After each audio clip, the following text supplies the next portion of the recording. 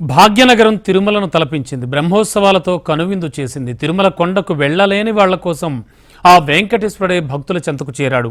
ఏటేటా హిమాయత్ నగర్లోని టీటీడీ దేవస్థానంలో జరిగే వార్షిక బ్రహ్మోత్సవాలు అత్యంత వైభవపేతంగా సాగాయి. 5 రోజుల పాటు వివిధ వాహన సేవలతో దర్శన భాగ్యం కల్పించాడు ఆ తిరుమలేశుడు.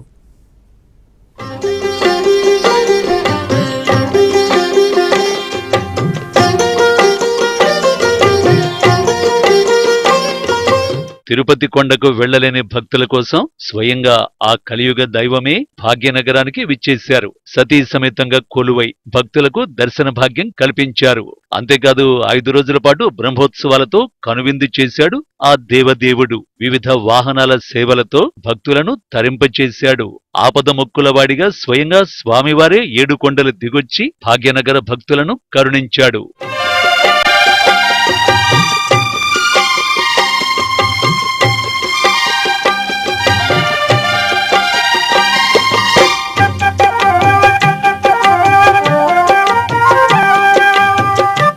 ప్రతి ఏడులాగే హిమాయత్ నగర్లోని శ్రీ వెంకటేశ్వర స్వామి ఆలయ వార్షిక బ్రహ్మోత్సవాలు భాగ్యనగర భక్త జనానికి కనువిందు చేశాయి. జూన్ 12 నుంచి 17 వరకు టీటీడీ ఆధ్వర్యంలో ఉత్సవాలు వైభవంగా జరిగాయి. జూన్ 12న అంకురార్పణతో మొదలై శాంతి కళ్యాణం, గరుడ వాహనం, చక్ర స్నానం, పుష్పవాహన సేవ, రథోత్సవంతో పాటు 17న ధ్వజారోహణంతో స్వామివారి వార్షిక ఉత్సవాలు ముగిశాయి. ఈ బ్రహ్మోత్సవాలు ప్రతి సంవత్సరం ఇక్కడ చాలా అద్భుతంగా చేస్తారండి. మేము రామ్నగర్లో ఉంటాము. రామ్నగర్ నుండి వచ్చాము చూడ్డానికి. చాలా భవ్యంగా ఉందండి. ప్రతి ఒక్కరు వచ్చి దర్శించుకోవాలని మేము ఆశిస్తున్నాము.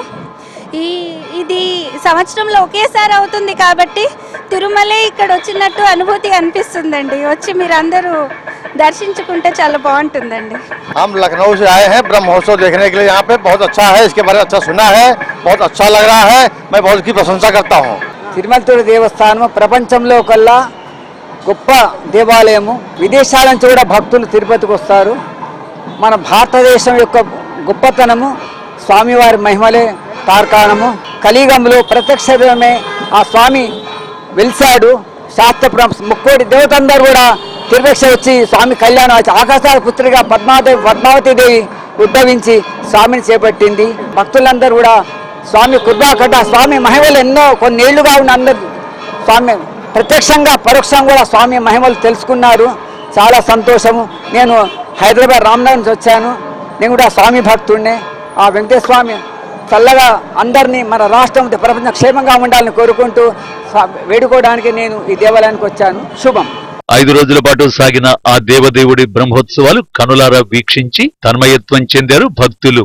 ఉత్సవాలను కళ్లారా చూసేందుకు భక్తులు స్వామివారి ఆలయానికి భారీగా తరలివచ్చారు. తిరుమల బ్రహ్మోత్సవాలకు వెళ్లలేని భక్తులకు ఇలా స్వామి దర్శన భాగ్యం కలగడంపై ఆనందాన్ని వ్యక్తం చేస్తున్నారు. ప్రతి సంవత్సరంలాగే ఈ సంవత్సరం కూడా స్వామివారి వేడుకలు ఘనంగా జరిగాయి. వివిధ సంగీత వాయిద్యాల మధ్య తిరుపతిలో జరిగినట్టుగా స్వామివారి వేడుకలు జరిపారు. తిరుపతి కొండ దిగి స్వామివారు హైదరాబాద్ నగరానికి వచ్చినంతగా స్వామివారిని దర్శించుకున్న వాళ్లు భావోద్వేగాలకు గురవుతున్నారు. వచ్చిన భక్తుల కోసం అన్నదాన కార్యక్రమాలను కూడా నిర్వహించారు. ఉత్సవాల ఏర్పాట్లపైన భక్తులు సంతృప్తి వ్యక్తం చేశారు.